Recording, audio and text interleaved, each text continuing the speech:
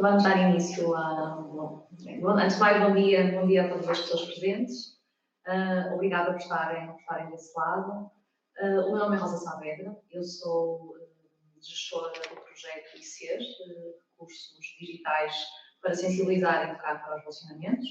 É um projeto promovido pela Associação Portuguesa de Apoio à Vítima, com a parceria da Associação Cocoro, da Confederação Nacional das Associações de Pais, da Escola Superior de Educação Paulo Frassinetti, da Escola Superior de Educação do Instituto Politécnico de Santarém e é cofinanciado pelo Programa de Cidadãos Ativos.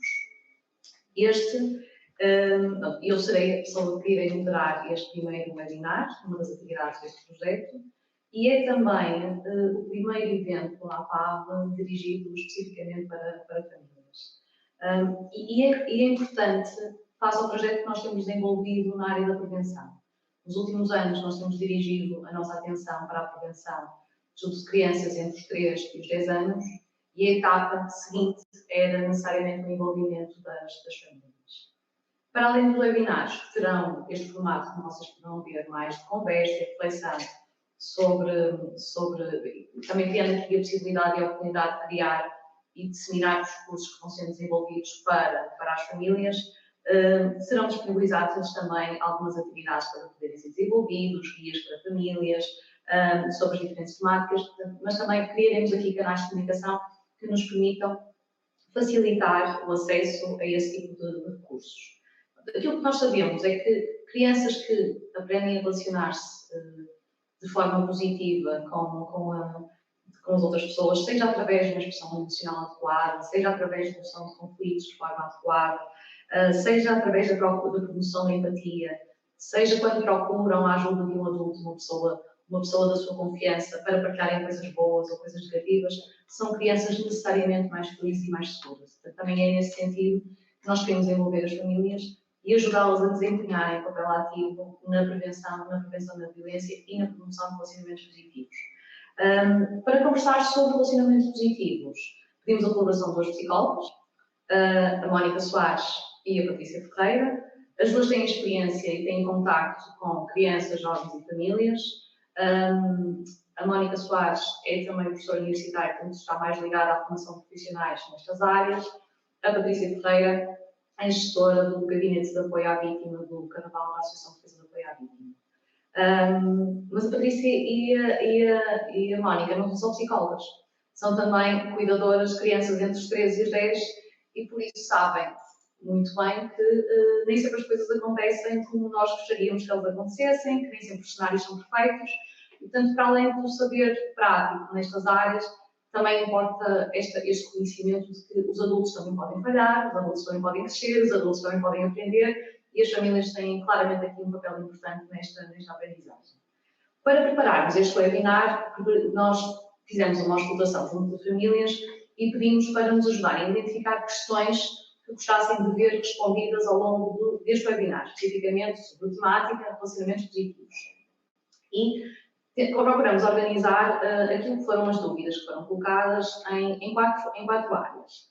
A primeira tem a ver com como lidar com emoções emocionais das crianças, sobretudo aquelas reações mais desafiantes, menos agradáveis. E foram colocadas muitas questões relacionadas com as birras, por exemplo. A segunda área tem a ver com a disciplina, ou seja, como disciplinar crianças quando estas adotam comportamentos negativos e que mensagens é importante que possam ser transmitidas neste processo de disciplinar.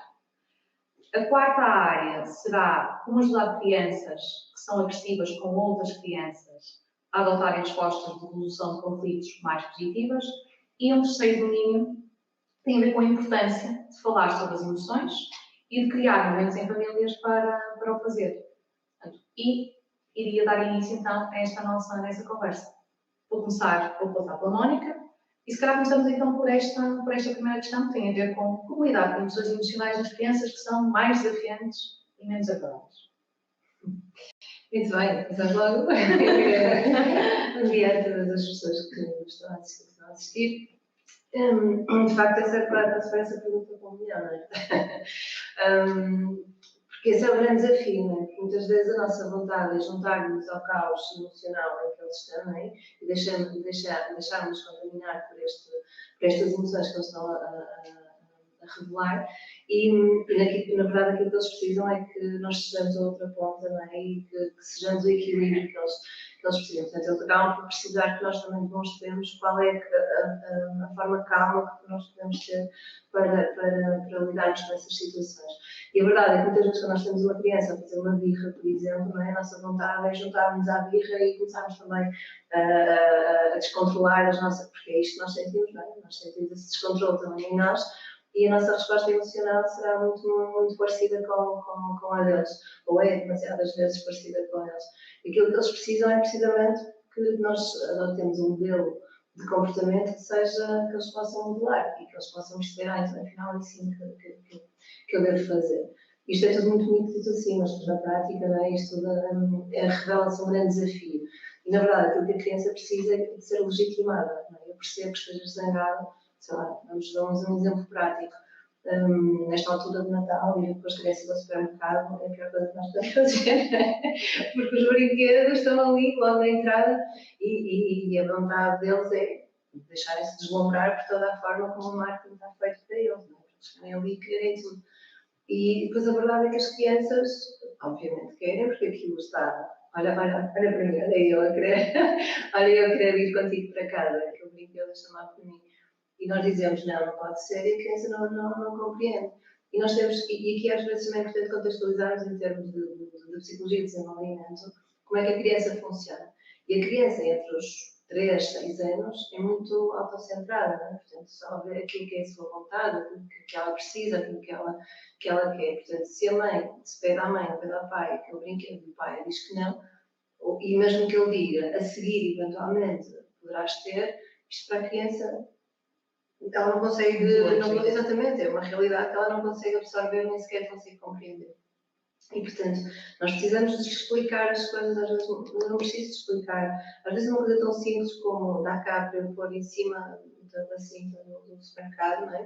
para pagar, eles só conseguem ver, não, está-me a tirar o brinquedo, não conseguem perceber que quando chegar ao final, aquele brinquedo vai regressar às mãos dela. Não é? Portanto, às vezes ou têm um descontrole emocional tremendo à conta disto, que não conseguem compreender todo este processo, não conseguem antecipar cenários, portanto, e não é porque são limitadas, é porque, do ponto de vista do desenvolvimento cognitivo, não são capazes de fazer isto.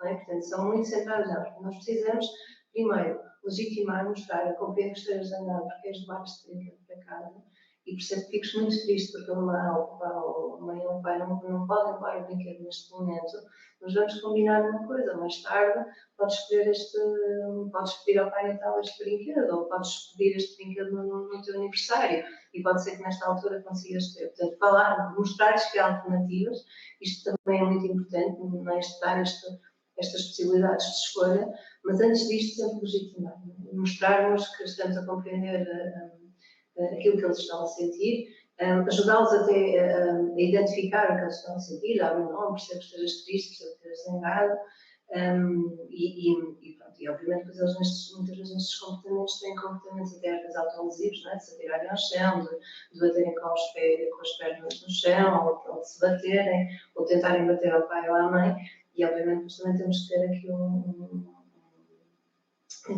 é fundamental que nós também os ensinemos a canalizar melhor esses comportamentos, não é? E, portanto, dizer não queres magoar, queres libertar-te dessa raiva, do que estás a sentir, podes ter outros comportamentos e mostrar que outros comportamentos podem ter, portanto, mas garantir que aqueles comportamentos de autolesão, atenção ao outro não acontecem. Sim, porque normalmente estas coisas acontecem em contextos públicos. Isso também é um desafio, não é? Porque isso coloca as famílias numa situação também de exposição perante os outros e como lidar com esta exposição. E com essa vergonha depois, não é? No fundo, ninguém quer, não é? Estar no meio de um supermercado e de repente a filha tirar-se para o chão e estar aos gritos, portanto, quer aquele brinquedo para levar. Mas é muito na lógica, e agora já comecei a falar sem dizer bom dia a todas as pessoas que nos estão a ver, mas muito naquilo que a Mónica estava a dizer, que é, no fundo, atribuirmos algum significado àquilo que é a necessidade. E se nós dermos significado a essa necessidade, certamente que a resposta que vamos ter do outro lado também vai ser muito mais positiva.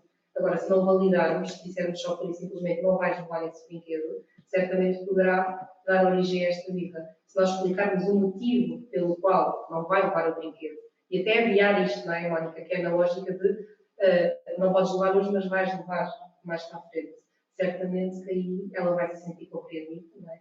E vai ter provavelmente vai começar a ganhar, e porque está em desenvolvimento, portanto, algumas estratégias de autorregulação, justamente como poder gerir situações menos desagradáveis e que acaba por, muitas vezes, até ser prejudicial, depois na relação com a família, com os pais, ou o que seja. Mas, no fundo, somos nós que lhes temos que ensinar, não é? Como é que podemos validar este sofrimento, porque efetivamente não sabem. Nós temos muito mais facilidade em lidar com emoções mais agradáveis, não é? As mais positivas, que chamamos aquelas mais positivas, como a felicidade, o contentamento, o entusiasmo, do que propriamente com emoções que são mais desagradáveis, como a tristeza. Às vezes até temos uma certa necessidade em inibi-las, não é? Porque não sabemos lidar com elas. Portanto, vamos tentar inibir e muitas vezes até colmatar aquela tristeza ou aquele momento mais receoso para a criança com recurso a alguma coisa. Isso eu acho que é uma das coisas que às vezes, e nós enquanto pais, não é, que também podemos ver essa questão e temos muitas vezes essa noção de querer compensar muitas vezes alguma emoção menos positiva. A questão é quando lhes estamos a dar isto, também lhes estamos a dizer que eles compensam a tristeza com recurso a alguma coisa mais material e que, no fundo, acaba por não atribuir a mesma significado àquilo que eles estão a sentir. Ou estamos a dizer que sentir tristeza não é uma coisa válida e por isso vamos substituir essa tristeza com alguma coisa material. Olha, estás triste porque efetivamente não conseguiste este brinquedo, mas eu vou-te dar outra coisa, portanto, neste momento que compense, portanto, não levar este brinquedo hoje. E, na verdade, muitas vezes isso depois acaba por nem sequer colmatar aquela necessidade que aquela criança sente neste momento. Não é? Portanto, o que importa mesmo é darmos um nome e dizer: eu percebo que estejas triste, eu compreendo que estejas triste, porque percebo que era para ti muito importante neste momento levares este brinquedo, mas eu não te consigo levar. Mas quando chegar ao teu aniversário ou ao Natal, podes colocar isso na tua lista de presentes. Ou seja, enviar, ou seja, procurar aqui de alguma forma negociar com alguém. Negociar, não é? Negociar. Sim, não se trata só também de adiar, porque a criança também tem que estar preparada a ouvir um não. Claro, e o brinquedo pode... Exatamente, porque às vezes pode não ser um adiamento, às vezes pode ser um não. Exatamente. E está tudo bem na mesma, não é? Ou seja, aqui também é importante, até mesmo em termos de, quando nós falamos de todo este percurso emocional, que é desde o momento em que eu começo a sentir uma emoção até que eu sou capaz de expressar essa emoção, estamos a falar de uma série de etapas que muitas crianças não são capazes de fazer e nós ficamos muito presos à parte da regulação emocional, mas é a regulação emocional que é essa parte mais importante. Mas muitas crianças têm que, antes de se poderem regular, têm que cumprir uma série de etapas anteriormente, não é? Que é serem capazes de perceber primeiro que estão a sentir uma emoção, reconhecer que essa emoção é válida e que essa emoção não é para negar e não é para fingir que não estamos a sentir. Muitos destes miúdos não sabem sequer, nós precisam de ajuda, quando nós falamos, por exemplo, com 4 anos de idade, eles não sabem que estão a sentir tristeza, eles simplesmente têm, não é? Ou que estão a sentir raiva, eles muitas vezes dizem assim, eu tenho, não é? Às vezes até põem assim os punhos, não é? Porque estão e dizem que estão a sentir qualquer coisa nas mãos, não é? Portanto, então nós dizemos, olha, estão a sentir raiva, estás zangado.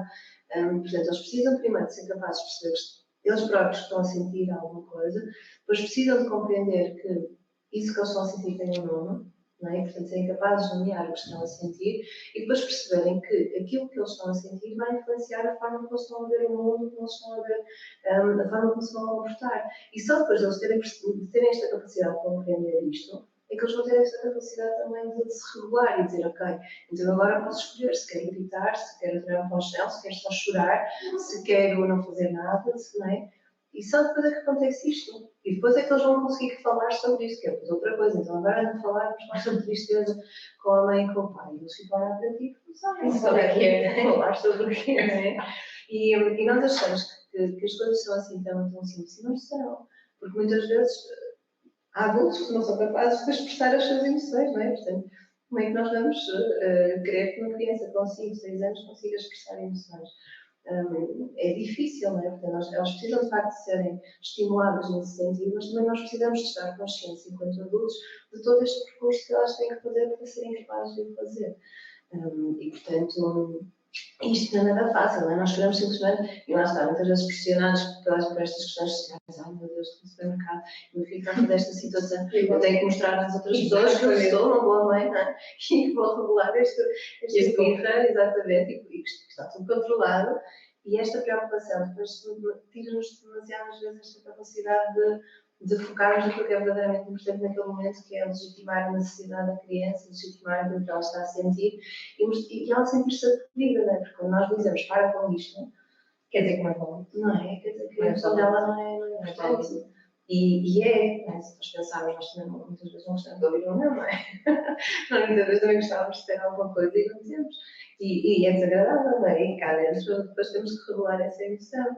Portanto, a criança, e nós temos esta capacidade de, ok, eu gostava de dizer e agora estou zangada, portanto tem, e a criança não tem esta capacidade e precisa desta orientação, deste adulto que seja de facto. E de atribuir nomes, no fundo. Sim, sim. Agora, estava a dizer isso de atribuir uma emoção, eu estava a lembrar aqui de um exemplo, e que até aconteceu com o meu filho, uma situação que ele estava a partilhar no contexto escolar, e entretanto ele saiu da mesa porque ia buscar, acho que ia buscar o chocolate, portanto já tinha acabado de jantar e perguntou se podia buscar o chocolate, estava a partilhar com o colega e ia ficar de férias, não é? E ele não estava de férias.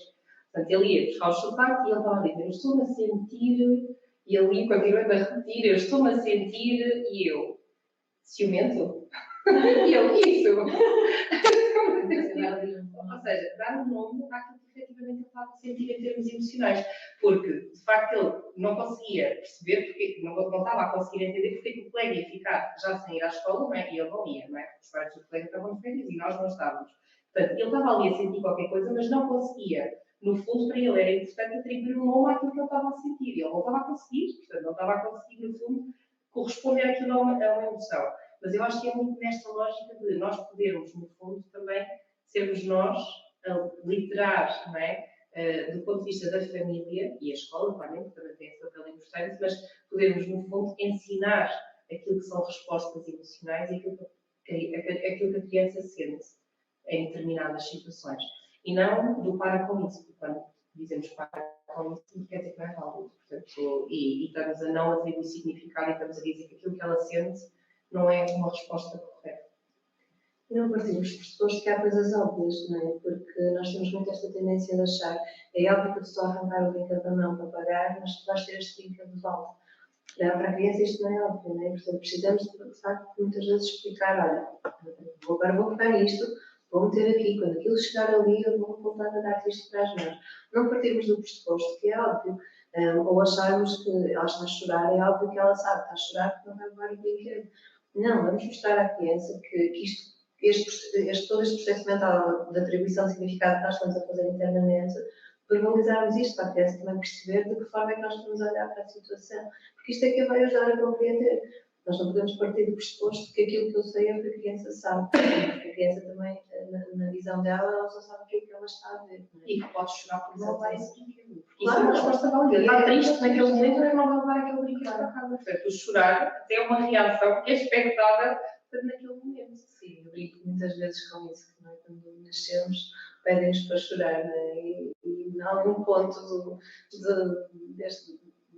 nas primeiras semanas de vida, alguém se lembra que chorar, mas assim, já não é verdade, já não acontece. Quando nascemos temos que chorar, mas depois não podemos chorar mais. Chorar é bom, deixá-las chorar e libertar essas emoções que são. Aliás, quando nascemos até é mesmo nessa lógica, não é? Eles costumam dizer que é para respirar. Nós precisamos de chorar para respirar, eu acho que essa é a analogia melhor que podemos trazer para aqui. Então, agora vamos fazer uma ligação para a segunda etapa. Tem a ver com, quando nós já não estamos só a falar de comportamentos de birras e coisas mais, mas estamos a falar já de comportamentos mais negativos. Como é que... E estava a pensar um pouco no cenário, voltei ao cenário do centro comercial, do shopping, em que a criança está a fazer a birra e que à volta temos um conjunto de pessoas que também esperam que nós façamos alguma coisa relativamente àquilo e paremos a situação. Ou então, se calhar nós pensamos isso, que as pessoas estão à espera que nós façamos alguma coisa. Saltando aqui da birra para comportamentos um pouco mais negativos, esta questão da disciplina é muito complexa, porque nós temos aqui vários níveis, várias estratégias que nós podemos utilizar, nem todas elas funcionarão. Como disciplinar e que mensagens é que nós podemos transmitir para garantir que o comportamento que nós usamos para o fazer também é entendido. Já percebemos que há aqui uma componente muito importante, que tem a ver com a criança perceber a mensagem que está a ser transmitida. Sim, sem dúvida. Aqui a questão que pode levar, não é? Quando nesse exemplo concreto, imagina que estamos nesse supermercado e que a birra não vai parar, mesmo depois de termos atribuído algum tipo de significado e que ela vai continuar a existir, não é? No fundo, é tentarmos nós, adultos, não perder o controle da situação. Porque se nós perdemos o controle da situação e passamos, se calhar, muitas vezes até por respostas que são elas próprias também menos positivas, porque nós já não estamos a conseguir regular o nosso comportamento, estamos a dizer depois à criança, não é? Que no fundo essa é a forma que ela depois poderá futuramente, e pegando aqui num caso concreto, não é? Se eu lhe der uma palmada no rabo, eu estou-lhe a dizer que futuramente ela pode resolver uma situação de conflito com uma palmada, não é? Porque esse é o modelo que eu lhe estou a dar de educação. Agora, claramente que eu também acho e tenho essa consciência que até do ponto de vista de desenvolvimento, eles precisam de limites, não é?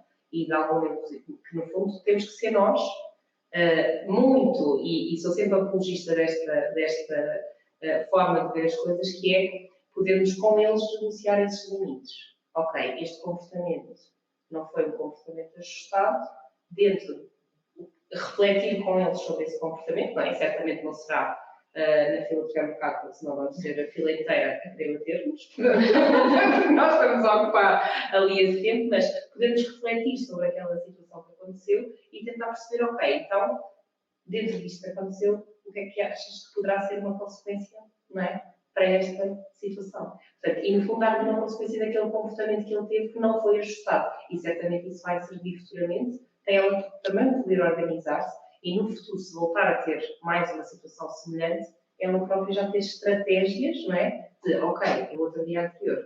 Isto depende, obviamente, da idade. Claro, crianças com 4 anos não têm, se calhar, esta capacidade de se lembrarem depois que no dia anterior fizeram, vão reproduzir exatamente o mesmo e nós vamos naquela lógica do não acredito que hoje vou ter que fazer o mesmo exercício, mas vamos ter que fazer esse exercício novamente, não é? Até porque, no fundo, nós estamos a ensinar-lhes a elas como é que no futuro eles podem, efetivamente, gerir aquilo que é as emoções. E certamente, e concordando com a Mónica, às vezes os adultos não sabem como gerir essas emoções, porque também, se calhar, não foi uma coisa que lhes foi ensinada. Muito pelo contrário, se calhar até reprimida. E pegando neste exemplo do à adolescência todos choramos, mas aquilo que ouvimos durante muitos anos, agora já o paradigma é um bocadinho diferente daquilo que só via há uns anos atrás, mas aquilo que só via durante muitos anos é não quer que chores, não é? Portanto, e chorar não é uma coisa boa. E isso dá a sensação de que, efetivamente, eu não posso chorar, porque isso é uma coisa negativa. Não, chorar é tão válido como rir, como saltar, brincar, portanto, e é uma resposta muitas vezes. É uma reação emocional a alguma coisa que estamos a sentir e nós não podemos de todo inibir. Portanto, no fundo é tentar chegar a este comportamento ajustado e chegar a uma forma de resolução positiva, que seja através da conversa, através da comunicação. E eu acho que é das ferramentas mais preciosas que temos, é de facto a comunicação, e através disso nós devemos tentar ter aqui adultos mais no fundo, a relacionar-se de forma positiva, não é? Porque a pessoa se relacionar com os pais, com a família, com os professores, com todo o contexto que os envolve. Concordo em absoluto, e acho que aqui também é importante passar uma mensagem que é ninguém é mau só porque sim, não é? E eu costumo dizer, a não ser que haja uma psicopatologia associada, é que alguém tem maldade em fazer mal ao outro, não é? Alguém que tem a verdadeira intenção de fazer maldade ao outro. E acho que todos todas que aqui estamos e os que estão a assistir, certamente, todos nós já mentimos em algum momento da nossa vida, e mesmo num ato de que moralmente está errado, como mentir, a intenção quase sempre é boa, não é? Não quero magoar o outro, quero proteger-me, não quero que a outra pessoa sofra com a verdade, o que é que seja. Portanto, aqui depois é importante também nós enquanto educadores, sejamos pais, mães, psicólogos, técnicos, o que for, termos esta consciência que a criança não está ali para nos manipular, para nos fazer mal, para nos atacar. A criança tem uma necessidade que está a justificar aquele comportamento.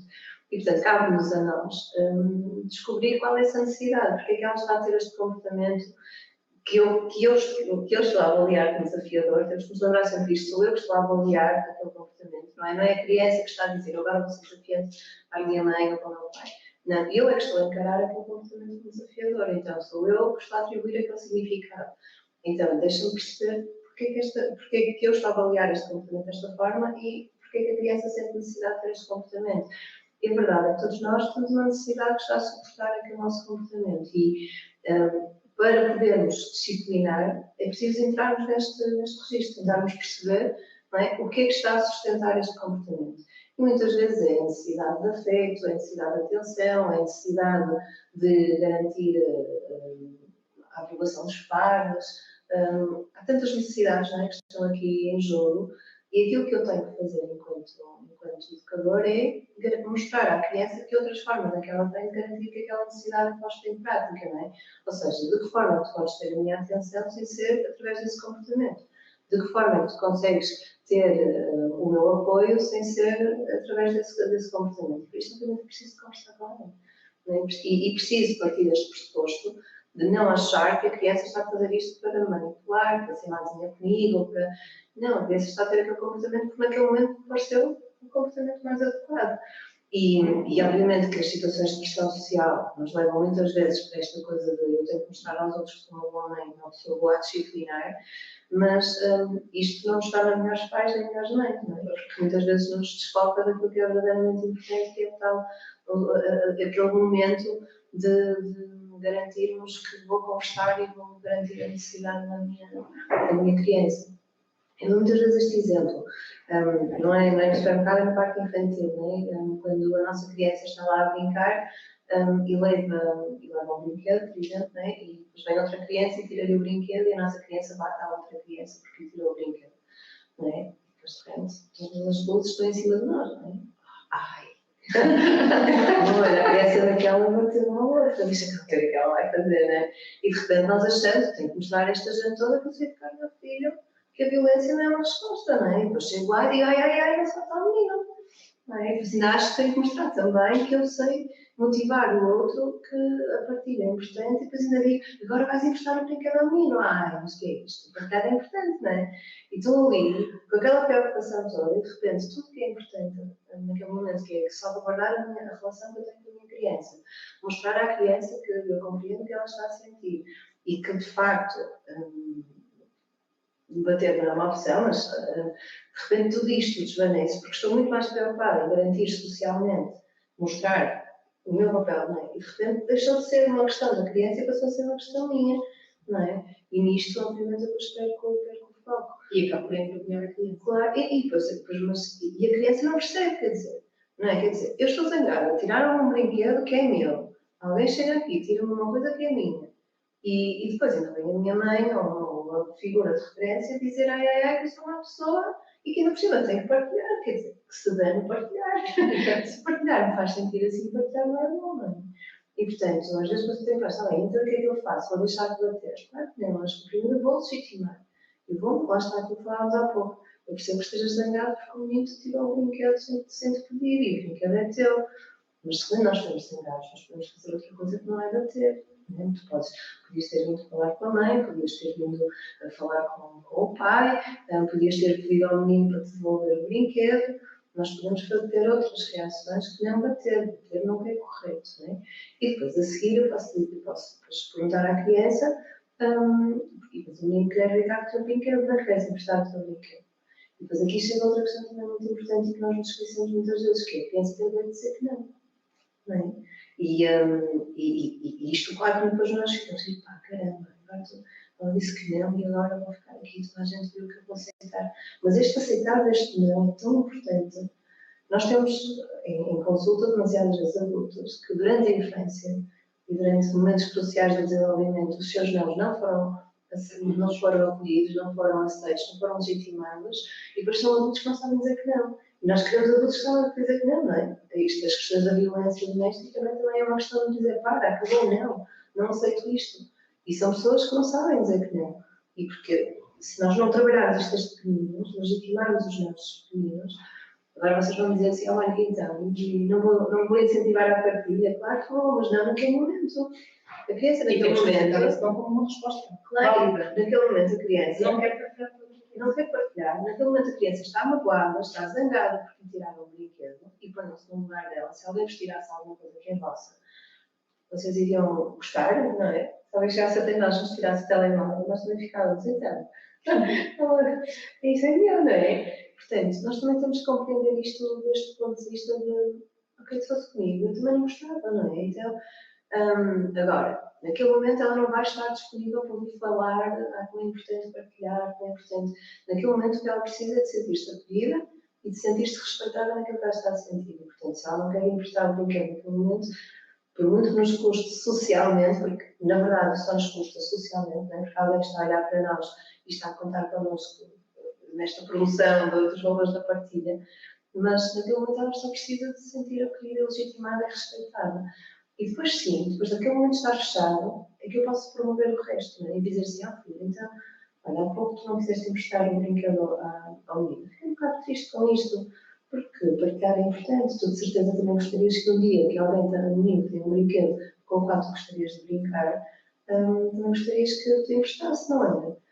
Então, da próxima vez que isto acontecer nas tuas próximas estar um brinquedo, eu gostaria muito que partilhasses, porque partilhar é importante, por ser solidário, sermos amigos uns dos outros, é algo importante. E nesse momento a criança já foi respeitada anteriormente, já foi ouvida, acolhida e legitimada aquilo que são as suas emoções, e portanto ela vai estar disponível também para acolher aquilo que eu tenho para lhe dizer. Se eu estiver numa não, e depois vai, e agora anda lá, partilhar é importante, também não vai estar disponível para ouvir aquilo que eu tenho para dizer. Então, se tu não me compreendes, como é que eu vou retomar de alguma forma, podemos voltar, é importante voltar a retomar o assunto, ou seja, não é este momento, não naquele, que é um momento maior tomar a decisão, que é importante os temas, temos de voltar a falar sobre isso. Claro. E vai estar muito mais focada na e que é super importante, porque é nesse momento que essa capacidade de reflexão, claro. e que vamos ter essa disponibilidade da criança também, para que ela possa refletir e ouvir, e que futuramente já vai levar um comportamento certamente diferente. E depois lá está, depois outras situações também mais de limite, não é? Em que acho que também é importante nós darmos escolhas, porque em termos, quando falamos do disciplinar, temos muito esta tendência de achar que é só dizer que não podes fazer isto, não podes, não é? Não vais por ali, não podes comer um gelado antes do jantar, não podes fazer isto, não é?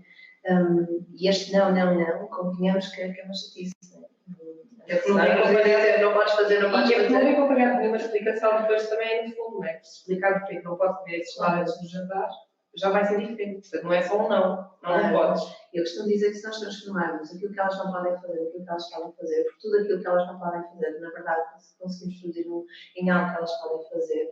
E se lhes dermos essas possibilidades, né? Podes comer uma tangerina antes do jantar, por exemplo, em vez de comer o chocolate que queriam comer, ou podes comer chocolate depois do jantar. Isto dá-lhes aquela sensação que elas também controlam alguma coisa na sua vida, não é? E então passam a ver isto de outra forma, ok, agora não é este caminho, mas este caminho é um caminho possível. Né? E portanto, também acho que é muito importante darmos possibilidades de escolha e de ação que lhes permitam depois também perceberem que elas próprias têm uma ação e têm um poder em relação à sua vida. E, portanto, é assim também promovemos a questão da responsabilidade. Não é? Portanto, não é só o disciplinar de dizer não, mas depois também neste não haver um leque de possibilidades que está em aberto e que lhes permita fazer escolhas. E escolhas que são feitas por eles, em que eles sentem de facto que têm alguma autonomia. E que são respeitados, não é? Que a necessidade deles foi respeitada. Pensar tem duas áreas, tem a ver com a questão dos limites e a questão das consequências. E que quantas vezes é que os limites não são sempre os mesmos e as consequências não são sempre as mesmas. E se isto também não gera aqui alguma instabilidade e alguma confusão para as crianças. Um dia o meu limite foi este e a consequência foi esta, mas no dia seguinte, nós próprios, dependendo do dia em que estamos, da forma como o nosso dia correu, de todo um conjunto de situações, nós próprios também, enquanto família, temos limites diferentes.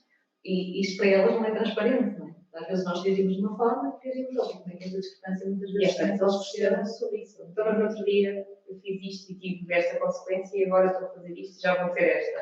Portanto, é importante nós também podermos manter aqui alguma consonância, não é? Que é nós percebermos quais é que são, efetivamente, sempre que podem ser as mais diversas situações mais desafiantes que dão origem a consequências, mas tentarmos perceber dentro daquilo que é o modelo, até em conjunto com... Às vezes eu faço muito isso com com os pais quando apresentam, não é? Que há alguns comportamentos mais desafiantes dos filhos, todos envolvidos e em conjunto, conseguirem decidir, ok, tendo em conta este comportamento, que tipo de limite, não é? Qual é o seu limite? E depois, qual é que é a consequência que vocês decidem em conjunto? Mas, no fundo, decidirem em conjunto, sendo que, obviamente, o adulto tem que sempre balizar, porque eles são ótimos, não é? São super bons a escolher, quando ouvimos crianças a escolher. Alguns até são altamente penalizadores. Uma vez tive um miúdo em consulta, ele odiava pintar, não é? Portanto, e estávamos ali a regular uma questão que estava a dar origem a vários conflitos do ponto de vista da dinâmica da família, e ele disse, se eu fizer isto, eu vou passar o dia inteiro a pintar. E eu pensei, bolas, mas não achas que isso é altamente penoso? Então, mas se tu detestas pintar, tu vais passar o dia todo a pintar. E depois ele lá refletiu, então se calhar, não, então eu fiz só um desenho. Porque era uma consequência que, efetivamente, para ele iria ter algum valor, porque ele não gosta de pintar, não é? Nós temos sempre tendência a retirar alguma coisa que os nossos filhos gostam muito. E eu gosto também muitas vezes de ir pelo aquilo, ok, então não vamos tirar, mas vamos lhe dar alguma coisa, alguma tarefa que se calhar é menos agradável para ele, não é? Mas que ele vai ter que fazer em consequência deste comportamento que ele atua, em vez de estar a retirar o carrinho, Ficas sem ver televisão. sim, ou sem televisão, ou sem jogar, ou o que seja, tendo em conta a idade depois. Claro. Da criança. Portanto, no fundo é fazer alguma coisa que efetivamente não seja assim tão agradável, tão prazeroso, em vez de estarmos a retirar uma coisa que efetivamente é dele e que vai ter, às vezes até gera aqui depois na criança mais sentimentos de raiva e de descontrole e o próprio não conseguir gerir porque foi retirar uma coisa que na verdade ele assume como sendo dele, não é? E depois, à medida que vão crescendo, claramente aqui estamos a focar-nos nesta questão mais da infância, mas à medida que vão crescendo, depois eles próprios também sentirem que isto é quase, os pais fazem de propósito, não é? Vão tirar uma coisa que é tão importante para mim e que sabem que muitas vezes até é isso que acaba por securizar a minha necessidade naquele momento, em prol da minha atitude. Portanto, se formos do inverso, acho que vai o lado mais positivo. Eu acho que os limites são demasiadamente dependentes de nós. Né? Os nossos limites estão muito dependentes da nossa paciência, da forma do dia, do trabalho que tivemos naquele dia, se descansamos bem, se não descansamos, se estamos mais sensíveis aos comportamentos deles e, portanto, obviamente, quando esses limites vão variando, é muito mais difícil para eles contar connosco. Né? Ou seja, hoje estás num dia bom ou mau, e não é fácil estar dependente dessa subjetividade. Eu acho que esta questão de definir as regras em conjunto é fundamental. Eu costumo dizer definir as regras da família e família. Eu acho que estas regras, por isso é que estes limites não podem ser tão variáveis, não é? Tem que haver um conjunto de regras que nós sabemos, eu digo que não aplico mesmo. Não é? Às vezes nós falamos do tempo da ecrãs, etc. Mas depois, em função até daquilo que é cómodo para nós, hoje vou deixar facilitar um bocadinho o tempo dos ecrãs para tentar jeito de ter um bocadinho de paz, não é? E depois, mas depois é em função de nós, mas depois quando é em função deles, já não estamos flexíveis para esse. Portanto, obviamente que eles depois ficam, quer dizer, ontem deu-te jeito, não é? Para ver a tua série, já está sentado, e hoje, como eu quero eu ficar mais um bocadinho, não posso, mas que é isto, não é? E portanto, por isso nós também temos que estar, mesmo nós adultos, temos também ter esta consciência quais são os nossos limites daquilo que nós não aplicamos mesmo. Eu acho que essas regras devem ser, de facto, debatidas em família e desde pequeninos, mesmo quando eles não sabem escrever, não sabem, eles podem pintar, podem contribuir, até podem contribuir para as regras da família em forma de desenho, por exemplo. Não é? Vamos conversar, o que é mesmo fundamental para nós. Portanto, o facto de serem regras na família e debatidas em família ajuda muito mais também a que nós sejamos. Aquele sim, e aquilo é nosso, integrado, é uma coisa nossa, não é? Portanto, e depois também são os próprios miúdos a controlar os pais, não é? E os pais, e estamos todos legitimados para fazermos essa gestão. E obviamente aqui os adultos têm que ser o excelente modelo de comportamento, não é? Portanto, têm que ser os primeiros também a cumprir. E aqui tem o reforço de elogiarmos quando eles estão a cumprir, também é importante, nós esquecemos muito disto, não é? De só focar quando eles estão a falhar, mas também é muito importante de focar quando eles estão a cumprir e reforçarmos, olha que bem, conseguiste fazer isto. e conseguiste, estou muito orgulhosa, hoje conseguiste passar o dia todo sem fazer qualquer coisa que nós tínhamos combinado. E isto é importante também para eles se sentirem reforçados no comportamento. Não é só indicar quando eles não estão a cumprir, mas também quando estão a cumprir, mostrar-nos que reparamos, não é? E esta tendência, acho que todos nós já ouvimos esta frase, não sabemos muito mais do que a tua obrigação. Não é? Acho que é algo que que ouvimos e que vamos levando depois de geração em geração. Mas não é bem assim, não é? É bom, mesmo no trabalho, nós fazemos o que é suposto. Mas é bom de vez em quando ouvirmos, gostei muito da forma como fizeste o teu trabalho. Não fizemos mais do que aquilo que era expectável fazer, mas estás bem ouvido, não é? Portanto, também acho que é importante esta componente mais do reparar pela positiva. E depois tem outra questão que tem a ver com, falavas em consequência, não é? Mas demasiadas vezes nós camuflamos os castigos com a palavra consequência. E muitas vezes nós não conseguimos perceber como é que na prática se traduz uma consequência ou o que é um castigo ou o que é uma consequência, não é? E o castigo passa muito por isto, não ter sido negociado, ser sentido pela criança como injusto, porque vem do outro, não é? O castigo vem de quem? Vem de quem dá o castigo. A consequência vem do nosso comportamento, não é? Nós falámos à telemóvel quando estamos a conduzir, nós chegamos a casa e não vamos dizer ao nosso companheiro ou à nossa companheira: olha, hoje vem o castigo do senhor agente. Foi uma consequência de termos sido apanhados a falar ao telemóvel quando estávamos a conduzir. Portanto, não sentimos isto. Custa-nos, obviamente, não vou tirar aqui a parte do ser gostoso e de caramba, não é? Para a criança vai ser igual quando receber a consequência, mas conseguimos compreender que é algo que vem de um ato de uma escolha minha, não é? E o castigo parece muito mais, não é uma escolha minha, foi alguém que decidiu aquele castigo em relação a mim. E por isso a negociação é fundamental para que a criança consiga compreender esta diferença entre o castigo e a consequência e sentir as coisas mais como consequência deste castigo e trabalhar aqui também a sua própria ação, não é? Isto é algo meu. E depois em momentos de limite, também é importante introduzir as noções de assertividade por parte dos pais, não é? Que muitas vezes as crianças só percebem que atingiram o limite porque os pais têm um comportamento que revela o grito, ou o dito passar-nos, e só aí é que eles percebem: ok, estou a passar no limite, porque a mãe já está neste estado, porque o pai já está neste estado. E acho que aqui nós também temos que mostrar-lhes muito como é que podemos fazer isto, Se eu chamo para a mesa 10 vezes e a criança não vem, obviamente que a probabilidade de eu começar a ficar cansada e impaciente com isto é muito grande. Mas então eu não me vou permitir eu próprio também chegar a esse limite de chegar ao quarto de repente explodir, Então eu própria também tenho que fazer aqui também tenho que trabalhar esta regulação interna de, ok, já te chamei uma vez, já te chamei duas, tu continuas a dizer já vou regular isto, então vou chegar junto à criança e dizer: olha, já te chamei 3 vezes para vir para a mesa e tu continuas a dizer já vou. Quando tu fazes isso, eu sinto que me estás a desrespeitar. Por isso, a próxima vez que eu te chamar, eu quero que tu faças isto. E depois, se quiserem introduzir uma consequência e dizer, e se tu voltares a não responder, vais ficar sem o telemóvel. Mas lá está, mais uma vez, legitimar mas também é importante. Eu percebo que é muito mais interessante para ti estar ao telemóvel a jogar do que ir ajudar a pôr na mesa ou do que ir para a mesa. Mas eu já te chamei 3 vezes e tu estás sempre a dizer já vou. E o meu problema não é eu estar a jogar. O meu problema é aquilo que eu estou a sentir quando eu chamo e ele não vem. Então, eu tenho que dizer isto, eu tenho que verbalizar isto. Enquanto não acaba a história, o problema não é esta pessoa. E perceber que se o método de chamar 10 vezes isso vai a nós também descontrolarmos enquanto adultos. Descontrolarmos, não é? Porque se ao final de 3 vezes percebemos que não vem, então é preferível deslocarmos até junto dela. Eu costumo sempre dizer que eu acho que devemos sempre falar olhos nos olhos. E às vezes há uma dificuldade muito grande até nas crianças de conseguirem manter este contacto. Nós temos que lhes ensinar a fazer isto, não é? Que é, eu estou a falar contigo, porque é que tu me olhas nos olhos? E enquanto eu estou a falar contigo, por favor, olha para mim, não é?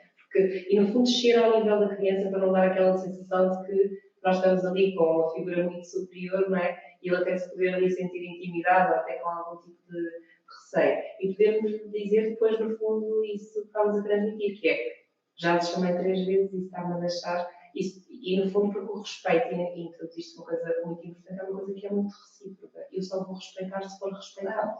Portanto, se ninguém me respeitar e se a criança se sentir desrespeitada naquilo que também sabe, as suas reações emocionais, ela depois não vai respeitar o adulto. nem vai ouvi-lo, porque na verdade está a fazer exatamente o mesmo exercício. Eu acho que quando nós, e porque todos somos pais e sabemos que efetivamente há dias menos bons, não é? E há dias em que efetivamente tivemos um dia mau, se calhar já tivemos vontade de fazer muitas birras no nosso trabalho, não podemos, porque temos esta capacidade já de nos autorregularmos, e chegamos a casa e se calhar a nossa paciência está lá em baixo. Portanto, alguma coisa que até não nos zangou no dia anterior, se calhar naquele momento vai nos zangar. E em todas as alturas da nossa vida, tal como o momento, e portanto já toda a gente adotou uma postura menos adequada. Aquilo que eu acho que é importante é nós introduzirmos muitas vezes até podermos não só exigir o reconhecimento do erro nas crianças, mas nós, enquanto adultos, também reconhecermos esse erro. Se calhar, em determinado momento, eu não tive bem contigo desta maneira e por isso também peço desculpa. Se calhar também não adotei a postura mais correta.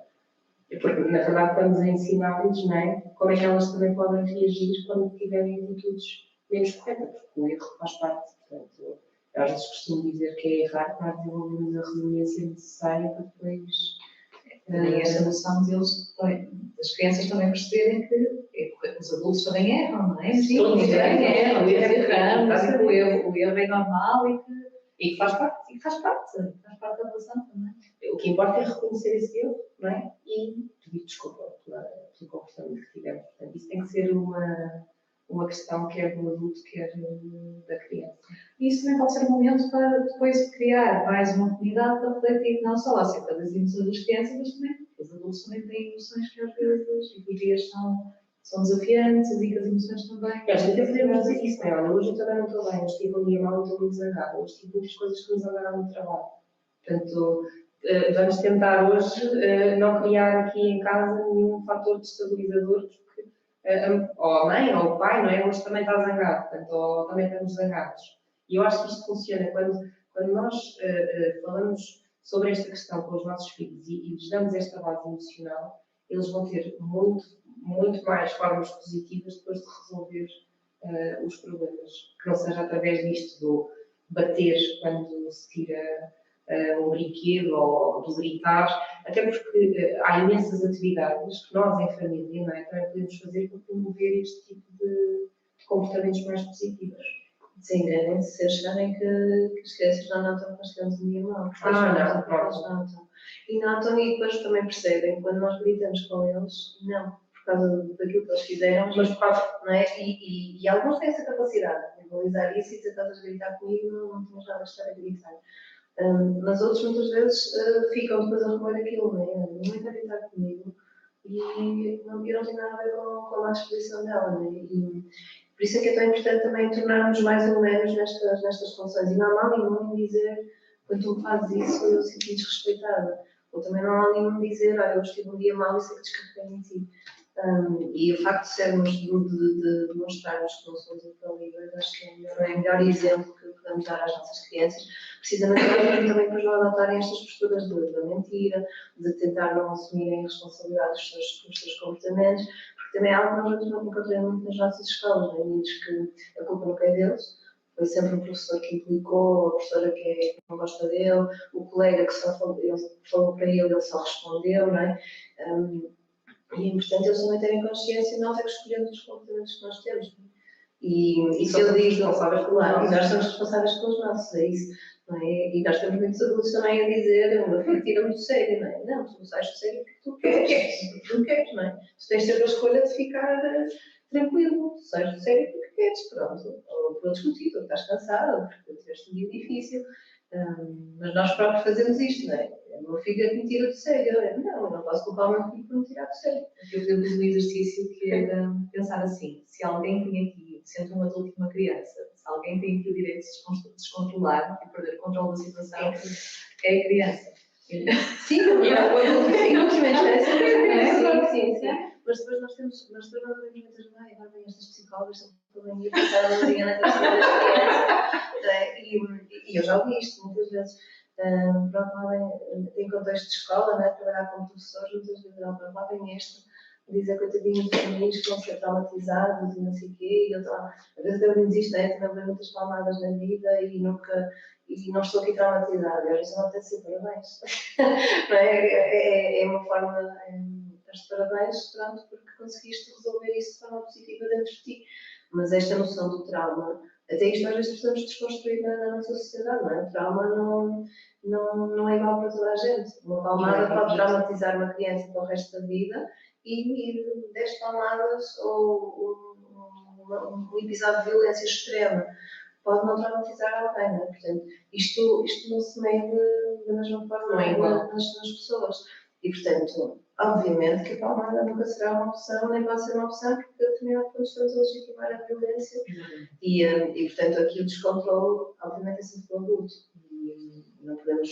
E aqui a criança não pode ser responsabilizada por um descontrole do próprio adulto. Não se trata de passar a violinha, trata-se de garantir efetivamente que estas relações são pautadas por princípios de colaboração, de respeito, de transparência, de sermos genuínos, de não haver esta imposição. Obviamente que numa relação criança-adulto existe uma hierarquia e mesmo em causa que numa situação limite o adulto é a hierarquia máxima, mas o facto de ser a hierarquia máxima não significa que dê o direito de não respeitar a emoção da criança, de não legitimar que a criança também tem emoções, de achar que a criança está ali para nos fazer a vida num inferno. Não, a criança está ali a viver a vida dela, a tentar descobrir como é que isto funciona, não é? E, portanto, nós adultos temos de ser, de facto, aqui esta luz orientadora nas melhores, quais são as atitudes mais corretas. E quando nós achamos que a criança não aprende porque não quer, ou porque está a ser mimado, ou porque está a ser...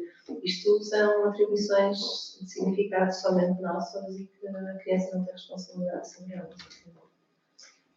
Vou voltar nos exemplos que usaste há pouco do parque, para procurarmos aqui explorar um pouco melhor, porque muitas das questões que nos estão dirigidas foi neste sentido, que é, perante crianças que são agressivas com outras crianças, como é que nós, enquanto família, conseguimos reagir e ajudá-las a adotarem comportamentos alternativos e diferentes. Algumas das questões estão muito direcionadas neste sentido. Não tanto no contexto de família, mas num contexto de escola, num contexto externo, na família. Pegando isto que a Maria acabou de dizer, que faz a mesma analogia com isso, não é? Que é nós podemos pensar na questão de nós só somos responsáveis pelas nossas atitudes e pelos nossos comportamentos, não somos responsáveis pelo outro. E só o facto do outro ter adotado um comportamento incorreto não me legitima que eu também adote esse comportamento incorreto. Porque senão estamos a dizer que isso é uma forma válida. E pegando naquela lógica que se efetivamente me derem uma palmada e se eu reagir com uma palmada, o que vem de volta provavelmente será mais uma palmada, não é?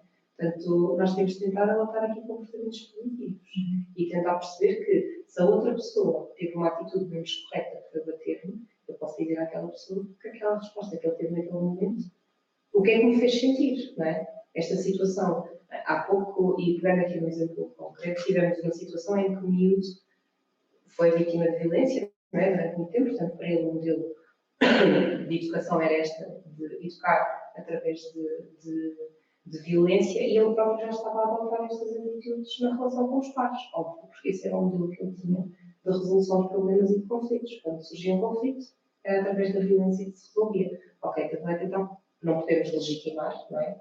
Compreendendo porque é que ele adotou aquele comportamento. Agora é tentar pegar com ele, depois de ele já estar mais calmo, naquele momento em que está exaltado e no fundo cheio de raiva, vai ter pouca facilidade em se conseguir logo autorregular, não é? Mas no momento em que ele está mais tranquilo, em que já respirou, em que já foi para uma sala, já se afastou daquele contexto, tentar conversar com ele e pensar, ok, dentro disto foi o cenário que aconteceu, agora vamos lá pensar em conjunto que tipo de estratégias é que podíamos ter adotado que não dar um soco no nariz, não é? E depois disputou uma mordida no braço, portanto, e se continuássemos nisso, e se não houvesse um adulto que tivesse cessado aquele conflito, provavelmente eles continuariam envolvidos, porque não iriam conseguir até algum dos dois se magoar seriamente. E nós percebemos que isto não é nunca uma forma válida de resolver seja aquilo que for. E que existem outras formas. Tentar muitas vezes até perceber porque aquela atitude naquele momento também gerou aquele tipo de comportamento em mim. E reforçarmos muito isto depois na questão das crianças nós percebemos que se nós, enquanto educadores, dissermos assim, olha, se te baterem, bate também. Portanto, nós estamos a dar exatamente a mesma resposta, não é? Portanto, se conversarmos no sentido, ok, olha, aquilo que aconteceu não foi correto. Efetivamente o teu amigo não teve bem porque deu uma palmada ou mordeu-te, ou seja, para as crianças é muito comum, eles utilizam muito a mordida, portanto é uma arma de defesa infalível. E nós explicarmos, olha, mas morder não é uma coisa certa e tu sabes que não é, ou tu gostas de ser mordido. No fundo é promovermos aqui também esta questão de uma coisa que se chama empatia, que é muito importante, não é? Que é, se te morderem, o que é que isso te faz sentir? E claramente, quando nós nos colocamos no papel do outro, nós vamos certamente encontrar a resposta certa de como gerir aquela situação. Mas isso é importante conversar. E conversarmos, por isso é que o comunicar com as crianças é algo que é muito importante. Porque é através disso que elas também, no fundo, vão aprendendo depois a modular uma série de comportamentos e como é que podem interagir com o outro. Sim, sem dúvida. Acho que esse é um dos maiores desafios das famílias e que vamos sentir até uma maior mágoa por parte dos pais, né? Que quando os filhos são vítimas de algum tipo de violência na escola e depois vão sentindo que há esta. E agora o que é que eu faço? Como é que eu o protejo disto, não é? E depois nós dizemos, a violência não é uma resposta, e depois eles sentem muitas vezes, pois, mas eu continuo a levar. E depois é um fatal que leva e eu o que é que eu faço? Vou continuar a dizer que eu. Então às vezes os pais em desespero acabam por dizer, pá, se eu te bato, bate-se volta, não é? E defende, depois vem a história do defende, não é? Mas nós temos que perceber que quando nós queremos uma política de tolerância à violência zero, não é? O defende também não pode ser a violência, não é? Portanto, e aqui é mesmo muito difícil às vezes passar esta mensagem aos pais de segurança de não é correto dizer bate de volta, não é?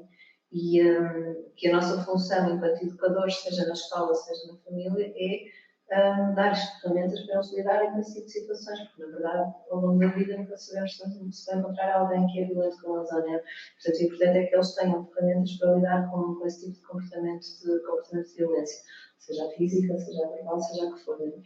E eu acho que isto é onde eu até tenho mais dificuldade às vezes de conseguir passar segurança aos pais, porque os pais querem de facto que os filhos estejam seguros na escola e sentem que essa segurança, quando depende só dos outros, não existe. Mas isto é algo que nós temos que ser muito. Não podemos, como costumo dizer, não podemos vacilar, seja enquanto técnicos, seja enquanto educadores, professores, pais e mães, que é bater não é uma opção. Nós não podemos legitimar a violência de forma nenhuma, seja para defender, seja para. Porque de facto nós temos depois já várias investigações nesta área, não é? Que as crianças depois acreditam que a violência é legítima em determinadas situações. Não é? Nomeadamente se for para defender valores supremos, como a lealdade, etc., ou se for para educar, ou se for porque alguém está sob efeito de alguma substância, depois eles acham que a violência nesse tipo de situações é legitimada e depois, obviamente, vão se defender dessa forma. Eu só lhe bati porque, não é? E nós não podemos, de forma nenhuma, em momento nenhum, validar este tipo de discurso. Portanto, nós temos que sempre defender, mas bater não é uma opção. Bater não é uma resposta eficaz. Acho que esta mensagem acho que é das mais importantes desse ponto de vista.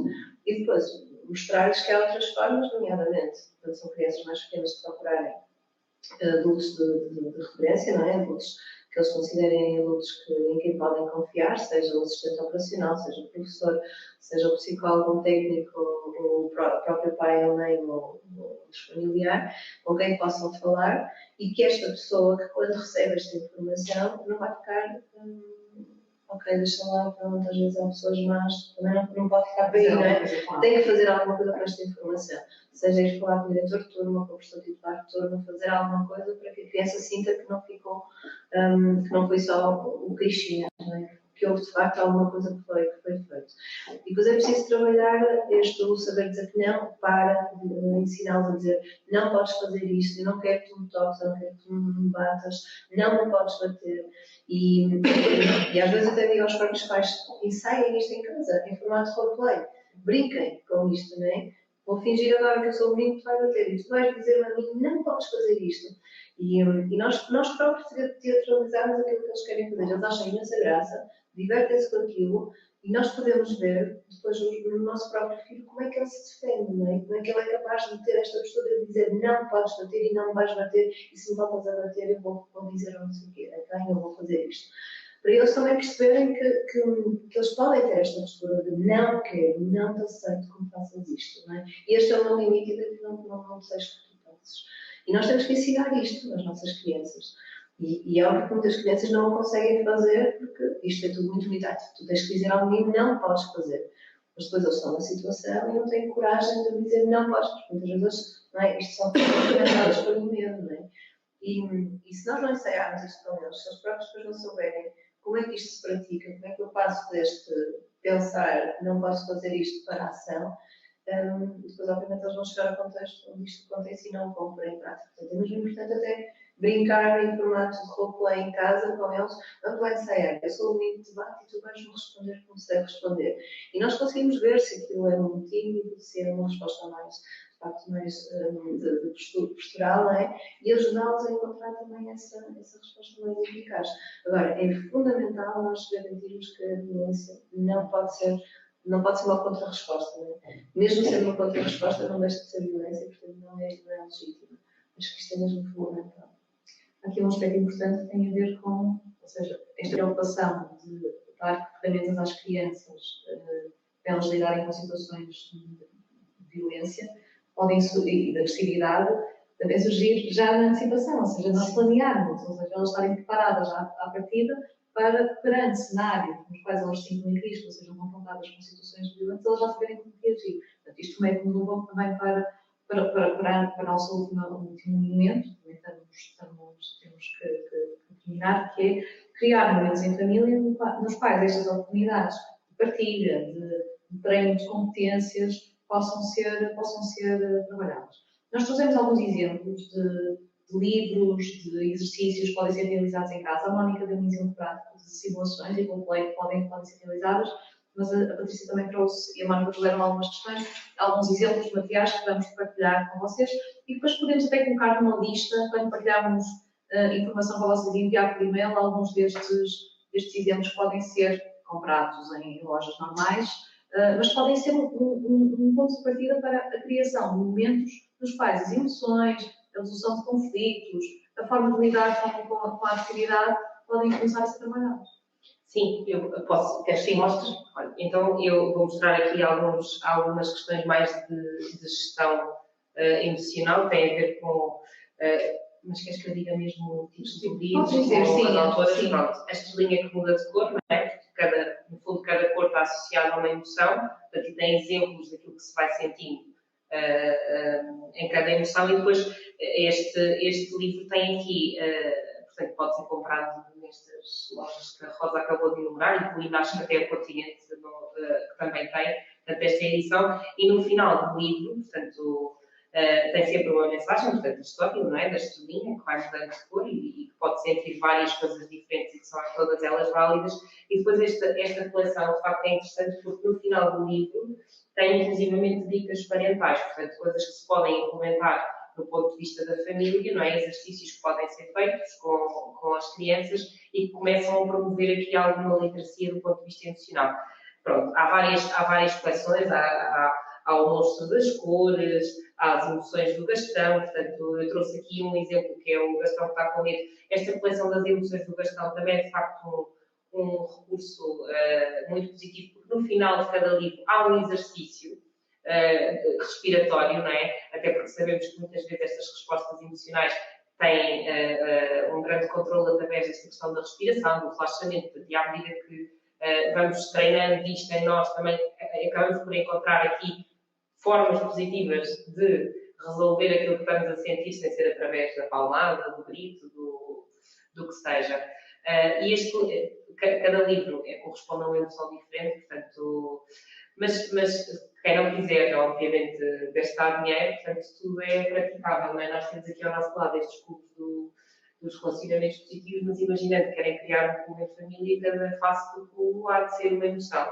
Portanto, e podem facilmente jogar, portanto, atirar o cubo e a emoção, de calhar, falar sobre isso e sobre aquilo, porque nós no nosso dia-a-dia sentimos muitas coisas diferentes, portanto, o podermos partilhar. E quando estamos a fazer isto com as nossas crianças, que é, se calhar em vez que é tal é tão importante como brincar com outra coisa que seja obviamente o interesse delas, mas também criarmos este momento em que partilhamos do ponto de vista emocional o que cada um de nós sente, vai dar a sensação de facto estamos numa lógica igualitária, não é? E que nós também ficamos tristes, nós também ficamos zangados, nós também ficamos felizes, nós também ficamos contentes. Depois, Mónica, não sei se queres ver Se calhar estes estão na mesma coleção, sim. que acabam por ser mais, também são bastante conhecidos e muitas famílias que as mãos não são para bater, portanto que trabalha estas questões da violência. Depois tem a voz, não é para gritar, e os momentos não duram para sempre. É uma coleção, ainda tem mais dois, esta coleção, que trabalha muito bem estas noções da violência física, da violência verbal e também destas questões dos medos e como é que nós nos podemos defender dos medos. Também são livros extremamente interessantes, que são muito rápidos de se ler, portanto, aquela leitura do final do dia, antes de dormir, que acabam por ser também muitas vezes momentos em que eles acabam por verbalizar algumas coisas do dia, não é? Nós achamos que falar com os miúdos é quando estamos a ir para casa, não é? E durante o caminho, até para correr a escala, correu bem, pronto, e está feito. E há tantas perguntas que nós podemos fazer, e depois muitas vezes ao final do dia, na hora de deitar, é que eles se lembram que aconteceram um monte de coisas durante o dia, e depois aquele momento querem partilhar tudo e mais alguma coisa, e nós dizemos que está na hora de dormir, agora não dá. Depois ficam ali informações que são extremamente relevantes e que poderiam fazer toda a diferença. Às vezes é preferível, se calhar, vamos deitar 20 minutos, um bocadinho mais cedo, vou-te contar a história e dar margem para também poderes partilhar aquelas coisas que tu lembras na hora de deitar, que querias contar e eu tenho tempo para te ouvir. Mas estas histórias acabam muitas vezes por trazer. Nós contamos a história e depois também conseguimos, às vezes com algumas partilhas que eles fazem, perceber experiências pelas quais eles passaram e nós também nos podemos ajudar depois a atribuir o tal significado que querem dar a essa experiência. Portanto, esta coleção acaba por ser uma coleção também que eu costumo recomendar. Nós vamos deixar também uma lista de recursos que possam ser importantes. O nosso objetivo era clarificar algumas das questões que foram surgindo e eventualmente poderão ter surgido outras questões ao longo do webinar que nós procuraremos responder nas próximas iniciativas, ou se forem questões muito específicas e individuais, nós procuraremos responder. No final, nós vamos deixar um questionário, um breve questionário, eu diria que ele demora no máximo 2-3 minutos a ser respondido, mas era um questionário importante, que era importante que vocês preenchessem, que nos ajudará também a preparar as próximas iniciativas. Tem também uma caixa de texto no final, com um espaço onde também poderão colocar questões ou sugestões, e eu ia também com o vosso feedback relativamente à iniciativa, às questões que foram abordadas e em que medida é que elas corresponderam ou não às vossas expectativas. Em nome da APAV, o nosso agradecimento a todas as pessoas que estiveram desse lado e um agradecimento muito especial à Patrícia e à Mónica por terem partilhado connosco esta conversa e esta reflexão, que é a primeira de outras que seguirão. Obrigada. Obrigada. Bom dia.